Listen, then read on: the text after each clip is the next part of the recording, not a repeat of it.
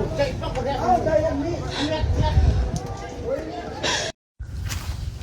นนี้เป็นสภาพสโมสรนี่นะสภาพสโมสรมุนวัดนี่โอ้โหพี่น้องเป็นตาอีตนคนลาวนะพี่น้องเนาะก็คือเกิดเหตุพายุถล่มเนาะป้าโตเป็นตาสงสารพ่อแม่พี่น้องประชาชนลาวแห้งช่วงนี้เนาะก็คือพายุลูกเห็บตกใส่หลังคาเฮือนเพพังไปหมดนะพี่น้องเนาะโอ้โหเป็นตาสงสารแห้งเนาะพี่น้องโอ้ยเนาะอีนี้เนาะคนเสียหายหลายหลังคาเฮือนเองพี่น้องป้า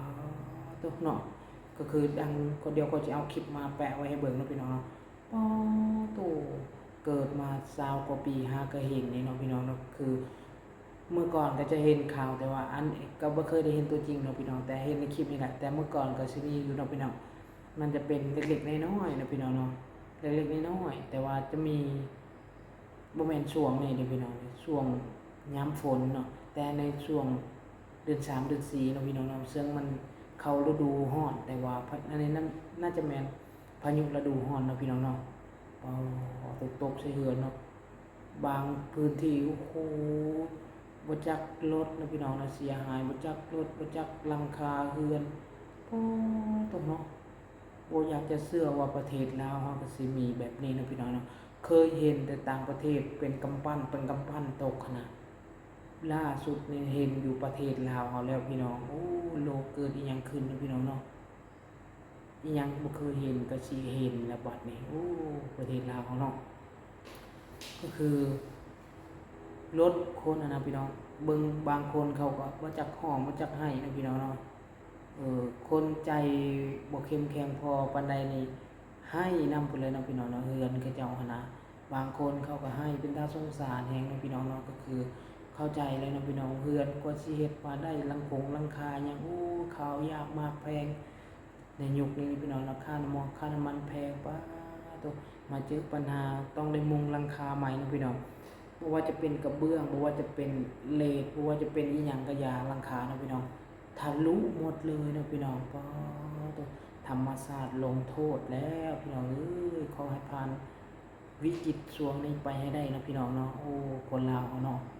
บ่น่าเชื่อนะพี่น้องภาพความเสียหายก็คืออย่างที่เดี๋ยวก็จะแปะคลิปไว้ให้นะพี่น้องเนาะโอ้ยเนาะคือมันกระเดียกกระโดดแท้เนาะพี่น้องเนาะเข้าสู่และรูนาฮ้อนแท้ๆหน่อยสิใกล้สิสงกรานต์แล้วเนาะอยู่ประเทศลาวในฮ้อนนี่โอ้ย30-40 องศาพุ่นแหละเนาะแต่ไปเจอพายุนะพี่น้องเนาะพายุฤดูร้อนบ่ระเบิดใดๆเนาะพัดเข้าประเทศลาวเนาะก็ตกเบิ่งในคลิป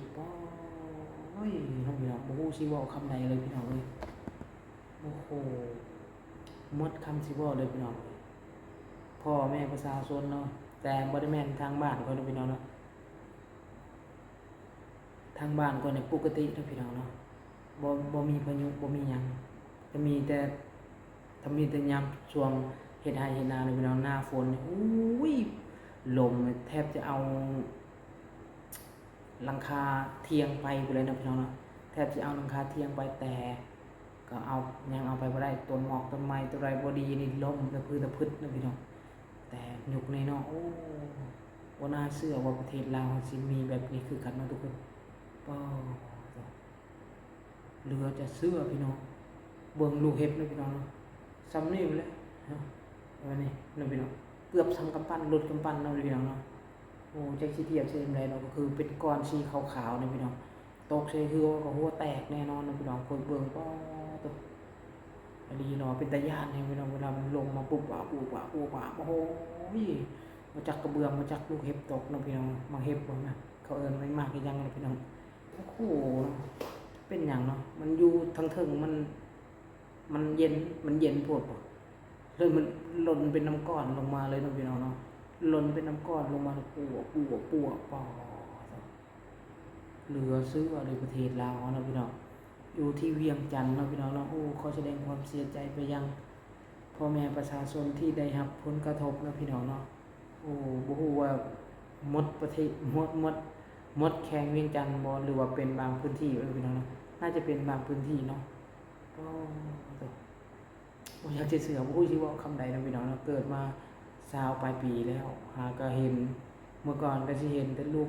น้อยๆซ้ำโปมือซ้ำนิ้วก้อยนะพี่น้องเนาะเช้าที่เห็นนะข้าวหมดดินแต่มาในยุคนี้เนาะส่วนหลายแล้วสิเห็นกับทางเหนือของประเทศลาวที่ใกล้ๆกับจีนพุ่นเนาะแถวเชียงควางแถวหัวพันแถวอัตตปือยังพุ่นเนาะมันจะไกลกับจีนพุ่นจึงจะได้เห็นแต่ในใกล้กับประเทศไทยพี่เนาะลงมาพี่แถวๆหนองคายพี่แถวๆยังหนองคายแถวหนองคายแถวเชียงใหม่แม่นบ่เชียงใหม่ในใกล้กับเวียงจันทน์บ่พี่น้องแถวพี่เนาะพี่น้องโอ้แต่ว่าอยู่บ้านค่อยบ่ได้มีเนาะพี่น้องมีแต่ฝนซื่อๆแต่ก็อยากให้มันตกอยู่ประเทศไทยพี่แน่ฝนเนาะพี่น้องเนาะร้อนแต่ร้อนว่าเนาะให้ตกมาแน่อยู่ประเทศไทยพี่ฮะตกแห้งๆโน้โอ้บ่คือบ่ตกเนาะอยู่แถวกรุงเทพนี่นะตกแน่พอได้เย็นเนาะร้อนได้เลยเราโอเคเนาะพี่น้องเนาะคลิปนี้ก็มาจมมาเว้าประมาณนี้เนาะพี่น้องเนาะก็คือเอาความเดือดร้อนมาเล่าให้พ่อแม่พี่น้องได้เบิ่งได้ฟังเนาะพี่น้องเนาะบางคนก็อาจจะเห็นแล้วบางคนก็อาจจะยังบ่เห็นนะพี่น้องเนาะโอ้ย